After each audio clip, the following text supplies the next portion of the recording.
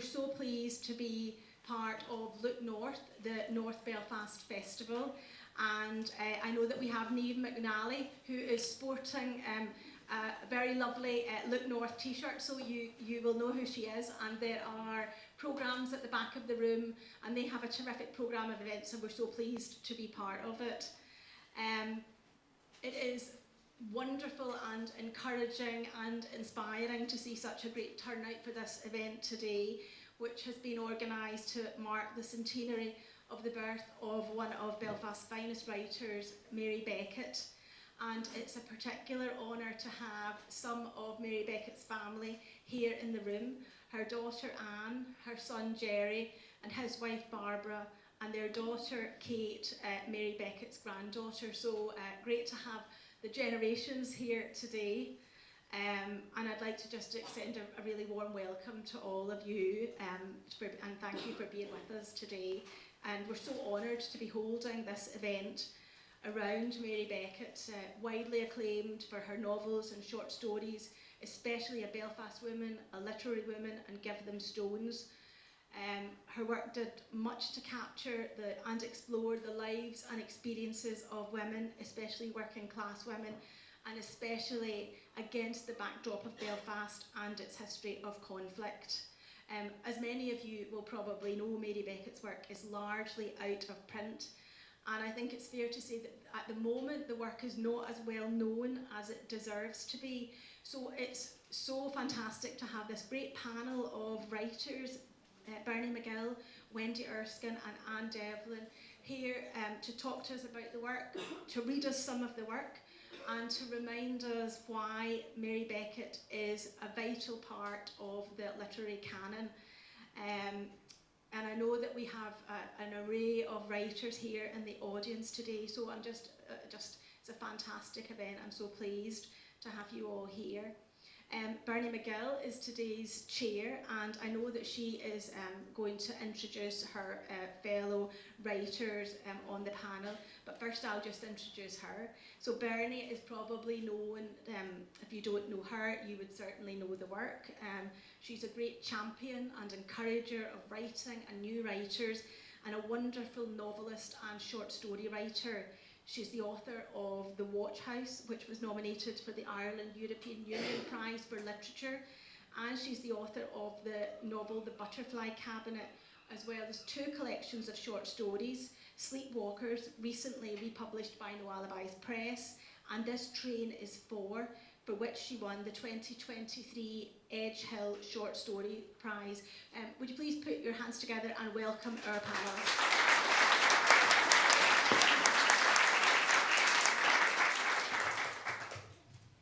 Good afternoon, everyone, and thank you very much for joining us. I am going to introduce Anne and Wendy and then tell you a little bit about Mary Beckett and the work, and then we're going to have a chat about that and read some of the work. As Patsy said, it's sadly out of print at the moment, so we'd like to give you a flavour of the writing itself.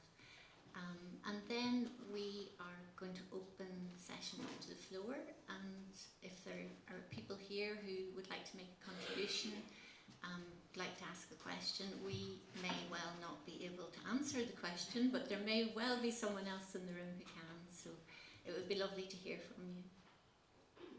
Anne Devlin, to my far right, is a playwright, short story writer and screenwriter born in Belfast in 1951. She began teaching in North Antrim before moving to Germany in 1976, where she began to write in the library in Freiburg before moving to southwest England in the same year. Her 2 major stage plays, Ourselves Alone by the Royal Court in 1985 and After Easter by the Royal Shakespeare Company in 1994, have both been published by Faber. Naming the Names was her own adapted screenplay from her short story collection The Waypaver, published by Faber in 1986. It was followed by an original screenplay, The Venus de Milo Instead, directed by Danny Boyle.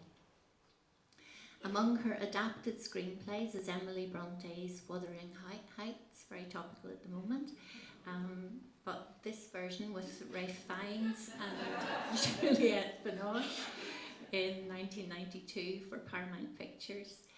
The Forgotten, a major radio play, was broadcast on Radio 4 in January 2009 when she returned to live in Belfast. She published another collection of short stories, The Apparitions, with Arlen House in 2022. In June 2025, she was awarded an honorary doctorate of literature from Queen's University Belfast. She is currently working on a family and generational memoir titled Young Ghosts of Ourselves, for which she has received funding from the Arts Council of Northern Ireland. Wendy Erskine, who's right beside me, is the author of 2 prize-winning short story collections, Sweet Home and Dance Move. She edited the anthology Well, I Just Kind of Like It, about art in the home. She is a frequent broadcaster and interviewer and works as a secondary school teacher in Belfast. Her debut novel, The Benefactors, was longlisted for the Gordon Byrne Prize and shortlisted for Best Novel at the Irish Book Awards and Best Audio Novel at the British Audio Awards. It was awarded Waterstone's Best Irish Book of 2025. A film based on her short story Nostalgie was recently shortlisted for a BAFTA and won an Irish Film and Television Award just last week, I believe. Congratulations. Thank you very much.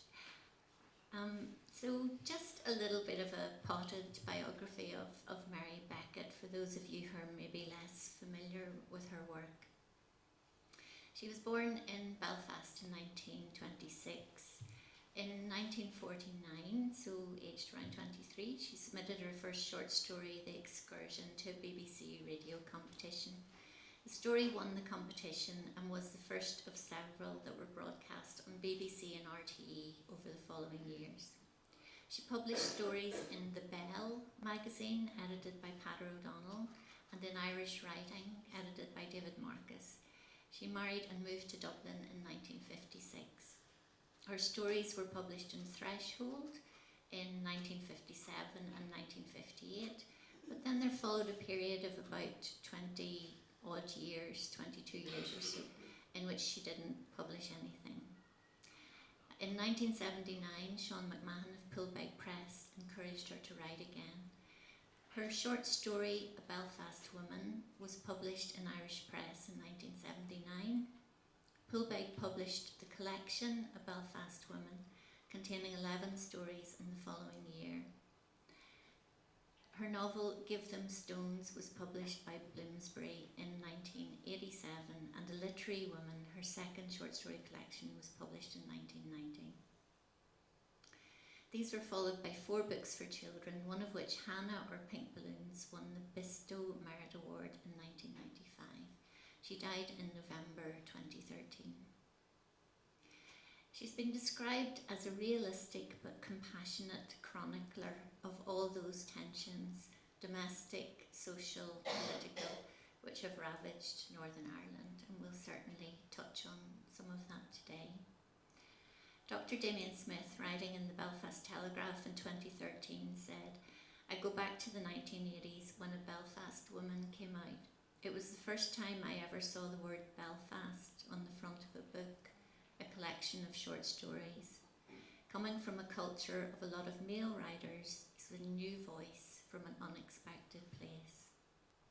She's quoted as saying that one of the things that saddened her most about leaving Belfast was leaving all that huge gravel hill of stories behind that was with those children and their mothers. Just a wonderful phrase, a great gravel hill of stories.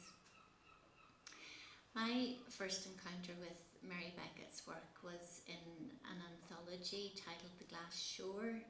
Some of you may know it was published in 2016 by New Island Books and edited by Sinead Gleeson. And she has a story in that anthology titled Flags and Emblems. And that was the first time I'd ever heard Mary Beckett's name, read her work. And we've been talking a little bit about that. And obviously we've all 3 of us been reading her work and enjoying it very much recently. So could I come to you first, Anne, and ask you about your first encounter with Mary Beckett's work? Yes. I'm sorry, I think there's a microphone. Does this work? Yes. Can you hear me? Oh, okay. Is it switched on? I can't tell. Sorry. Oh. Is this switched on? Yes, Yes. it sounds like Thank I you. I, like you, the same anthology. The first story of her is Flags and Emblems.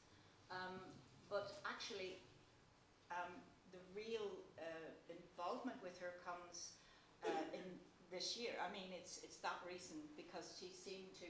What I find really extraordinary about her is when I looked at the publishing dates of the books I have. A Belfast Woman had been on my bookcase for ages, and then I got Give Them Stones, and then A Literary Woman. I looked at the dates, and the crucial thing is she comes in the 80s. She starts to put on this really important, and as far as I'm concerned, the short stories, and then this really important novel.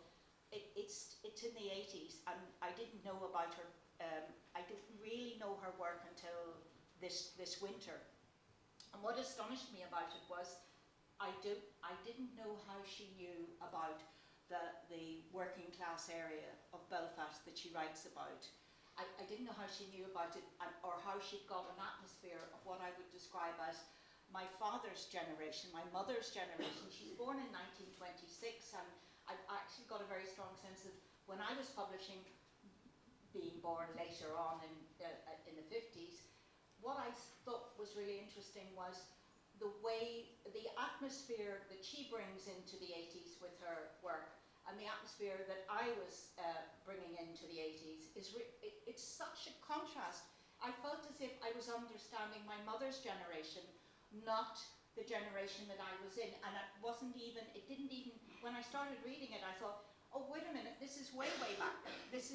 I thought it was much, much earlier, and yet it clearly isn't. And that was the real shock to me, that it felt like another a completely different time, and yet she was writing in the time that I was publishing into, and I thought that was really extraordinary. Yeah, she was born a couple of years after my mother, actually. Yes. And when I'm reading the stories and the novel, I keep hearing those voices from that generation as well. Yes. What about you, Wendy? When did you encounter her work? Well, Bernie, would have read that story in the same anthology as you. And I also read a story online that somebody had given me a link to, which was the story Teresa from A Belfast Woman. And that struck me as such an interesting story, a superb story about relationships, family relationships, about relationships between fathers and daughters. And you know, now I've done more reading of Mary Beckett, I think the father in that story is he's not typical really of how fathers appear in other stories. But you know how it is, the story struck me as so interesting, but I kind of meant to pursue Mary Beckett, and then I didn't, just as things happen and life goes on. And so whenever I was asked to do this event, you know, I started reading in earnest, and I can honestly say I was totally blown away. I'm mainly a short story writer, and I found reading the stories absolutely brilliant. But I would really want to stress to everybody here, I am by no means an expert. There will be so many people that will know so much more than me about the short stories. So I'm here very much just as an interested reader, I suppose you would say, and someone who's also a writer, rather than anybody with any specialist knowledge. But you know, I thought the stories were terrific. I would put myself in that category as well, as a very interested reader. That story that you mentioned, Teresa, there's, just thinking of, you said the father in the story is not a typical father from the other stories that we've read, but there's some really interesting kind of character sketches in these stories, and one of my favourites is of that particular character. He is, I think his name is Harry Mulholland, and Teresa goes back to him. She's had a baby, she's not married, and the baby has gone to an orphanage, and she wants to adopt the baby, she wants to bring the baby back into the family again, and she thinks her only option is to maybe get married and this man was someone who was quite interested in her in the past. So she goes back to him and says, do you still want to marry me? And then there's this most extraordinary description of this man, which is not very appealing at all. No. Where he has, he has a wee bit of lip that he can't quite get at. So there's always a wee tuft of hair on it where he can't shave properly, and he has she describes his ears as big greyish ears, and he picks at them and flakes of skin fall off as he's doing so. And I'm thinking, oh, Teresa, that's not a great prospect, but... But none of the relationships are great prospects. Sorry, but it's actually really, people suddenly find themselves in several of the stories where they make a decision, well, I shouldn't really expect happiness. I mean, they do come to those decisions, which I find that such a contrast with the period, the zeitgeist that we were in, where you felt there's no emancipatory aspect to these stories. The sex is missing for a start. And I mean, that's really interesting because that's not what you expect. And yet, they make whatever they're doing, they are making these decisions about life which they have very low expectations. Yeah. That's very difficult. It's true. It seems like they don't have great options, the women in the stories, Wendy. They don't have great options, and they're making pragmatic decisions as frequently as they can, absolutely. And people are choosing lives where they're maybe going to have some kind of financial security over anything else, over a love match or whatever. And I think that's why that story, Teresa, stands out so much, because whenever I was reading that, I thought, I see how this narrative's going to go. She's trying to make the best of a bad job, and this man is going to be absolutely awful. And yet he turns out to be pretty wonderful. It about race as well? It's about race, because the important thing is that her child, Deirdre, is she is a person of colour. And so that then is something that at that time is... The Yanks during the war. Yes, absolutely. And you've got this incredible scene where you have the dad boxing with the little girl, which is absolutely, to my mind, a total delight. And saying, Joe Louis, here you come, let's box, so it's incredible. But I wanted to ask you, Anne, about you said about the sex. I mean, people are having sex in the sense that there's lots of babies. Yes, clearly. Yeah. So. Clearly. But the emancipatory experience of sex isn't there. You don't get that sense of it. It's economic.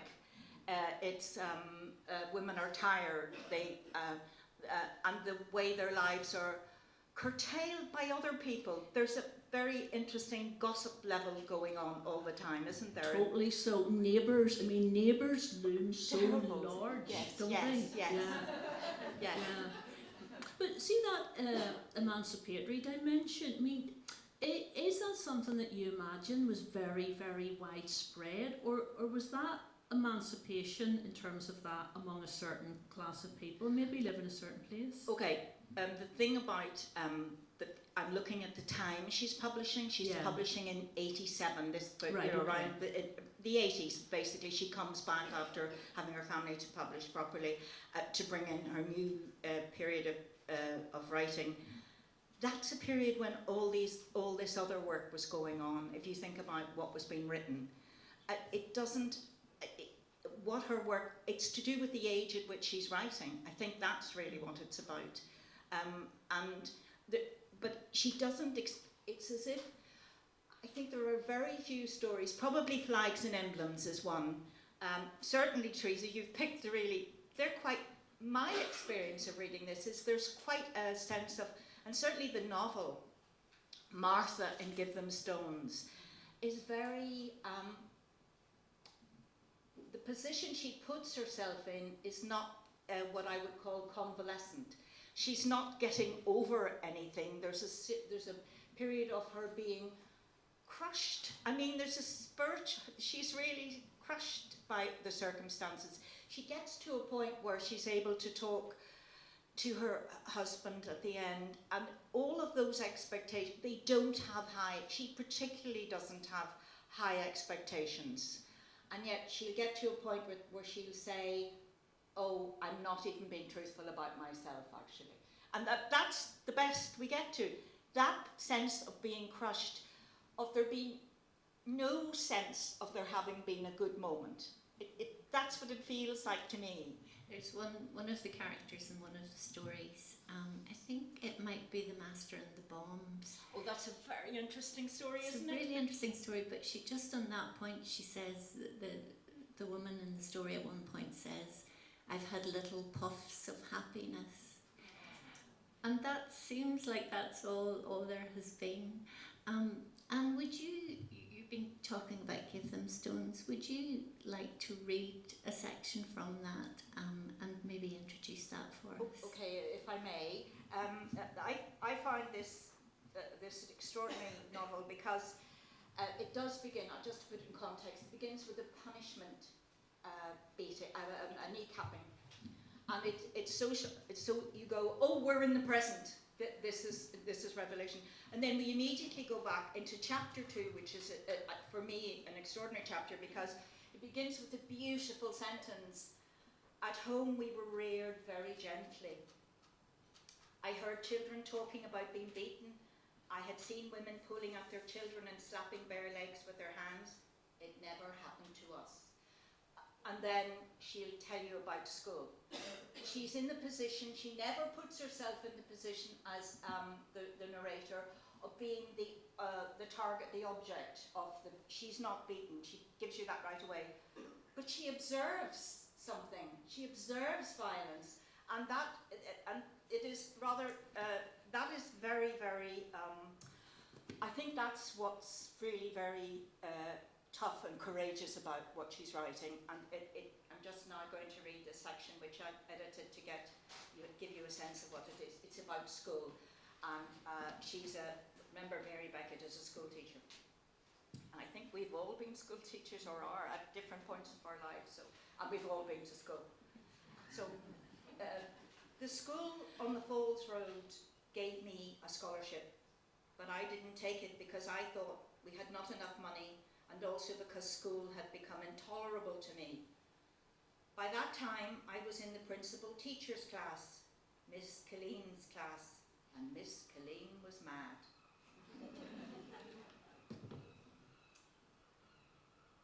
There was an award called the Carlisle and Blake Memorial Prize for the best run school, and Miss Colleen wanted to get it. To that end, we brought in furniture polish and rubbed it into the worn desks and brasso for the inkwells, so that there was always a smell of these things mixed with dirt and damp and the smoky air coming in through the tall, sooty windows. She wanted to buy maps for the walls, but there was no money. Catholic schools did not get as much money then as Protestant ones, and our parish was too poor to make up the difference. So to get the maps, the teachers held raffles. Miss Colleen was the first, and she brought for it a wee brass chest of biscuits. It looked beautiful, an imitation of a parrot's treasure chest, and the tickets were a penny each. Then it was put in place of honour on a shiny half-moon table standing at the side of our class, between the two doors where our rooms led to the others. At home time, the classes were coming through two abreast on the way out. We were still working away at the geography of the Balkan states. But there was a backup, because the only door out of the school led to steep stone steps, and children naturally slowed down there. In our room, the neat rows merged into a knot of people, and the table was knocked, and the little chest slid off the polished surface, burst open, and spilt biscuits and snakes of crinkled bread paper over dirty shoes and the muddy floor. There was a silence, and Miss Colleen marched down with her cane in her hand. Who pushed that box? And the girls pointed at Lizzie, who was terrified and stammering, Missa, I never. Then Miss Colleen grabbed her by the wrist and jerked her hand out and slapped her, and then took the other one and did the same, until both her black blackish blue hands were all curled up, and Miss Colleen straightened them out with her own hand before slapping her. Lizzie was sobbing and crying, "Mummy, Mummy," and then started to scream, and Miss Colleen pushed her over against the wall and began to pick up the biscuits and arrange them neatly in the box. We were standing in our seats or on the floor gaping, but we didn't do anything. 2 or 3 other teachers had come in, but nobody stopped Miss Colleen. Why didn't any of us jump on her and pull her away? Why didn't the teachers take her by the arm? It wasn't until the biscuits were cleared up and half the girls had slipped off home that Lizzie's own teacher, white in the face, helping her to her feet, bent and shaking and still crying, brought her to the infant's yard where there was a sink. "Her granny'll be up tomorrow to Miss Colleen, wait till you see. She'll pull the hair out of her." That's what the other girls said. But nothing happened. I saw Lizzie 2 days later, looking no different. And like the poor, mean-spirited, cowed people we were, we brought in our pennies. And Miss Colleen bought the maps and put them up, and everybody who came in admired them. And she got her Carlisle and Blake Memorial Prize. So when I was given a scholarship to the school on the Falls Road, I said no, I wasn't taking it. I was leaving school as soon as possible. I didn't think a different school would make any change. Then the nuns sent for my father to try to persuade him to let me go.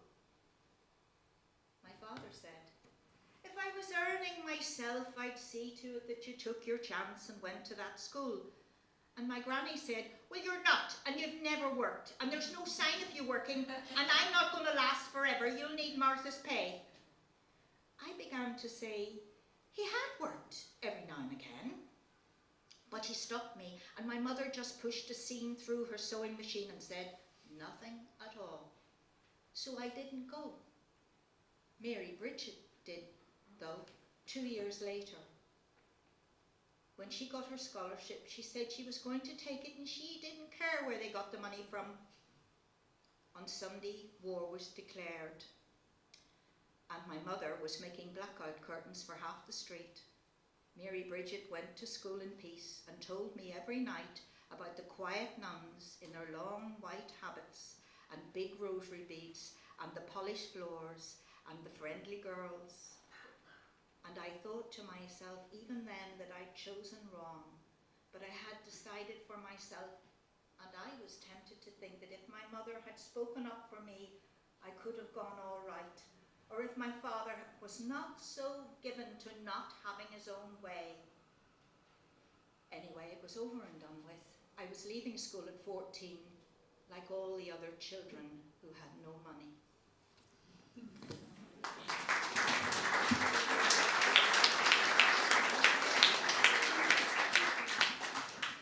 Thank you, Anne. I would say that theme of access to education and also access to marriage, those seem to be parallel themes in the stories and in the book as well. The women and the girls in these stories seem to be looking for an escape of some kind, and for many of them those are really the only 2 options. Not that they're mutually exclusive. There's a sense in some of the stories that one of the characters refers to it, of this idea that education would put a shine on a wife, but still that person will still become a wife. So poor Martha feels quite aggrieved, I think, at that missed opportunity in her life that she Yes, and she never really recovers from it. Sorry. She never really recovers from it, but I was very grateful for her own, because she's got so much as a writer, her own respect for the schools, that she points out, look, this was wrong, this is what they were doing, and these were poor working class girls. But the whole idea of there's a tremendous sense of the mother fails. It's the mother who fails in these stories. It seemed to me, which again is quite is unexpected. What do you think? in the stories that the mother fails. I mean, I did think she comes out of it very badly. There's a point where she says of her mother, I couldn't, in the novel, Give Them Stones, the mother takes her away to the country and then leaves her there out of the Blitz in Belfast, takes the other daughter back, Mary Bridget, who gets the education and who's favourite. And that position in the family that she occupies is, there's a point when the aunts die, she's left there and the aunts die and her mother never thinks, and she's still a child, there's no money and she's starving. And there's a point where she says, I couldn't tell my mother when I went back to Belfast that I was starving. And she thought food grew on the bushes. That's what she says in the, and this terrible failure of the mother to leave her there, to let her look after the elderly aunts, and then she has to come back to Belfast at the end of it all, having lost out on the education. But that sense, there is a sense that it's the mother who fails. I never felt the father in the story failed. Well, I think Martha doesn't think the father fails. No, that's true. But he goes to prison. I mean, he goes to prison and then yes. contracts TB. Yeah. I think there's definitely a sense from Martha that her mother, especially when the father becomes ill, the mother doesn't tell Martha that he's in hospital. She thinks that he's still interned on this prison ship in Belfast Lough. And there's a real sense from Martha that her mother was trying to keep her father to herself. Yes, that's very Oedipal. Wendy, I think, I don't know if this is right or wrong, but I think that in some ways a Belfast story, the short story, is almost like a potted version of Give Them Stones. That's the story that I'm going to read from is the actual story that is called A Belfast Woman, and to me it seemed like a miniature version of Give Them Stones, particularly in the way it's structured, where it starts with an initial action and then it kind of moves back into the past and then returns again to that initial action. So shall I read a little bit of this story? What I'm going to do is just read the start of the story and maybe just say a couple of things about why I enjoyed this story so very much, and then I'll move and read the end of it. I'm only going to read a little. I mind well the day the threatening letter came. It was a bright morning and warm, and remember thinking while I was dressing myself that it would be nice if the troubles were over so that a body could just enjoy the feel of a good day. When I came down the stairs, the hall was dark, but I could see the letter lying face down. I lifted it, and just my name was on the envelope. Mrs. Harrison in red felt pen. I knew what it was. There was a page of an exercise book inside with "Get out or we'll burn you out," all in red with bad printing and smeared. I just went in and sat at the kitchen table with the note in front of me. I never made myself a cup of tea even. It was a shock, though, God knows, I shouldn't have been surprised. One of the first things I remember in my life was waking up with my mother screaming downstairs when we were burned out in 1921. I ran down in my nightgown and my mother was standing in the middle of the kitchen with her hands up to her face, screaming and screaming, and the curtains were on fire and my father was pulling them down and stamping on them with the flames catching the oilcloth on the floor. Then he shouted, "Sadie, the children!" And she stopped screaming and said, "Oh God, Michael, the children!" And she ran upstairs and came down with the baby in one arm and Joey under the other.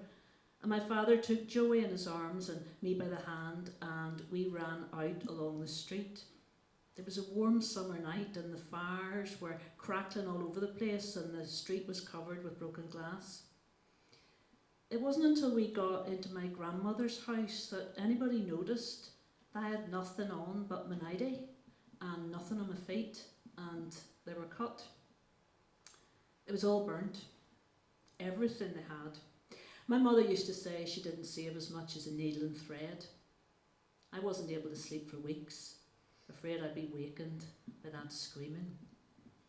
So The reason I think such a lot of this story, there's so many reasons, but one would be that the style of this to me is so convincingly a first person that I believe.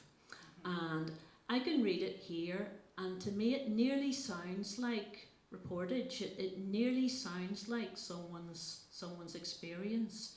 So in terms of the level of sort of verisimilitude, I suppose you would say, if you could use a fancy word, it's absolutely got that. Also, as well as a short story writer, one of the things I'm super interested in is how a writer manages time.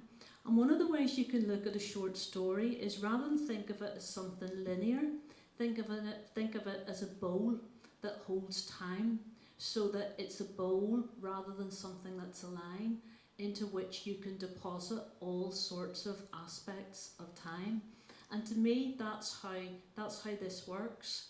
And what kind of unifies this story are all sorts of ideas about trying to find a home, trying to find a place where you can feel safe, where you can feel security, where you do not feel like someone who has to be on the move, where you do not feel frightened, where you're not one of the dispossessed.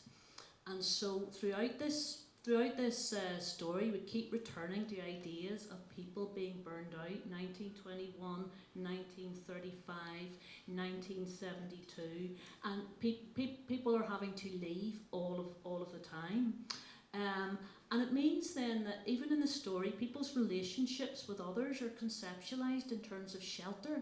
So whenever Mary's talking about her mother, she's talking about her mother in terms of providing shelter. So that's even sort of conceptualising how people regard other people. And the whole idea as well of, the home, and thinking about neighbours, and thinking about what's your relationship with these people, how much do these people judge you. Mary's so keen that her children are going to appear as kind of, clean and well fed as Protestant children.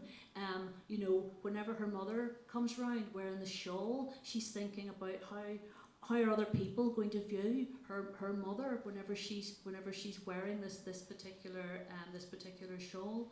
So that whole idea of place and of fear and of sort of social mobility as well in terms of place, that she's interested in looking at other people's houses and what do other people have in their house and how can that maybe eventually be replicated in her house. But I want to move now to the end of the story, where we have a situation where her house has been absolutely ransacked, not burnt, but substantially disrupted here. Next day, Liam brought back 2 other lads, and they fixed up the electricity and the water. It took a while to get everything decent again, but they were in and out every day, sometimes 3 or 4 of them, and it never cost me a penny. Then a queer thing happened. My neighbours began moving out. A woman next door told me out of the side of her mouth that they'd all been threatened. I didn't understand how a whole Protestant area could be threatened, but out they all went. Of course, I know they can always get newer, better houses when they ask for them, and indeed there was a lot of shooting and wrecking on the front of the road, but still I often wondered what was the truth of it. Maybe I'm better off not knowing. As they left, Catholics from across the road moved in, mostly older people, and I have good friends among them, although it took a while for us to get used to each other. I didn't take easy to people expecting to open my door and walk in at any hour of the day. They thought I was a bit stiff. I've no time for long chats and I never like gossip. But Mrs. Mulvena, next door now, has a son in Australia, farther away than my Eileen, and I think sons are even worse at writing home. I listen to her and I feel for her and I show her my photographs. I didn't tell her when Eileen wrote about how ashamed she was of us all and how she didn't like to let on she was Irish. I see talk like that in the papers too. It's not right to put the blame on poor, powerless people. The most of us never did anything but stay quiet and put up with things the way they were, and we never taught our children to have the others not fill their heads with their wrongs the way it said we did. When all the young people thought they could fix everything with marches and meetings, I said it wouldn't work and they laughed at me. All you old ones are awful bitter, they said, and they jeered when Hannah in the shop and I were warning them. It'll all lead to shooting and burning and murder. Still, last November, a man came round here trying to sell Venetian blinds. Some of the houses have them, but I said no, I like to see out. I pointed to the sunset behind Divis, bits of red and yellow in the sky and a sort of mist all down the mountain that made it nearly see-through. The man looked at it for a minute and then he said, "Do you know, Belfast has the most beautiful sunsets in the whole world?" I said I didn't, because I'd never been any place close to look at sunsets, and he said, "They tell me Belfast has the best, and do you know why? It's because of all the smoke and dirt and dust and pollution." And it seems to me, he said, it seems to me that if the dirt and dust and smoke and pollution of Belfast, just with the help of the sun, can make a sky like that, then there's hope for all of us. He nodded and winked and touched his hat and went off. And I went in and sat down at the table. And thinking of it, I started to laugh, for it's true. There is hope for all of us. Well, anyway, if you don't die, you live through it, day in, day out.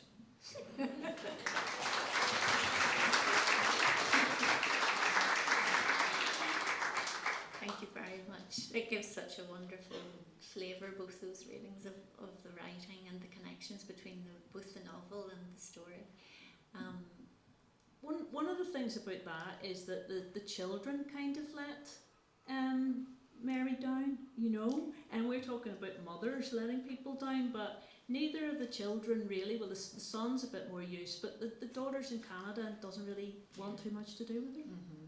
Yeah, and there is that dreadful dilemma, I think, that is also in Give Them Stones, in which Martha's very worried about her boys. She has, I think, 4 sons in the novel, and things are very bad in Belfast at the time, and she's really worried that they'll get recruited by the IRA, or that they'll get lifted by the soldiers. It's kind of between these two terrible prospects, and she actively encourages them to go. So that question of the daughter is in Canada and she's safe and she's out of the way and she has a better life, but there's real heartbreak there too, in that there's this kind of mass emigration almost from the city, and I think you get that really strongly in both those works, the changes that the city undergoes in those times.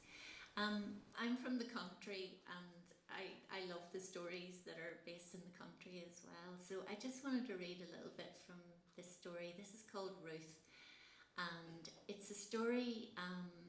It's a story about the kind of code of silence that exists in small communities, where everybody agrees that they will pretend to believe something when everybody knows the truth of it, but nobody's prepared to break this code of silence. And it's a story, it begins with 2 women on bicycles, which I think is a great way to start a story. And these 2 women are heading to visit a neighbour of theirs called Mrs. McGreevy. And Mrs. McGreevy's granddaughter, Ruth, has disappeared. She's a 20-year-old and she's gone off somewhere. They don't know where she's gone. But Ruth, the granddaughter, who has disappeared, is to all intents and purposes, she is an adopted granddaughter, but she is actually the real granddaughter of Mrs. McGreevy. She is the daughter that was born to her daughter Sally, and Sally died in childbirth, but they gave out the story that she died of appendicitis. So that's what I mean by this kind of conspiratorial code. So these are the 3 women in the kitchen in Mrs. McGreevy's house.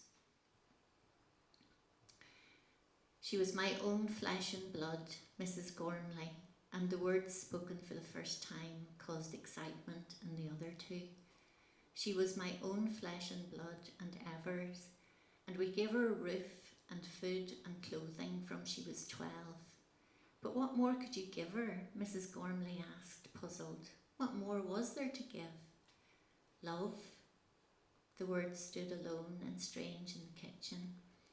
In the ensuing silence, the woman began to wonder had it been said at all, or had Mrs. McGreevy ignored the questions entirely. She sat looking across the fire, her raised head young and proud in the shadow.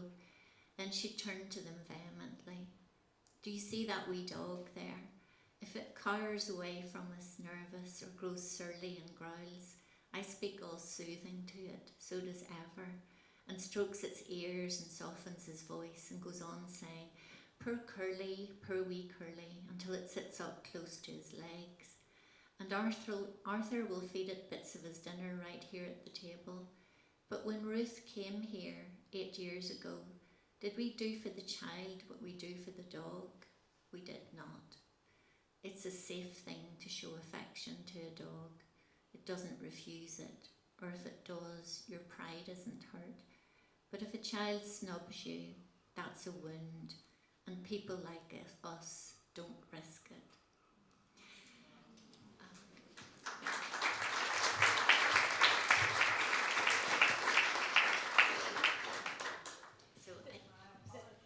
One of the reasons why I love that story is that a recognition of where they failed, and the fact that she's going to now speak out, and it really upsets the dynamic. Absolutely. They're desperate that she doesn't, and she says it's my fault, and they're going, no, it's not your fault.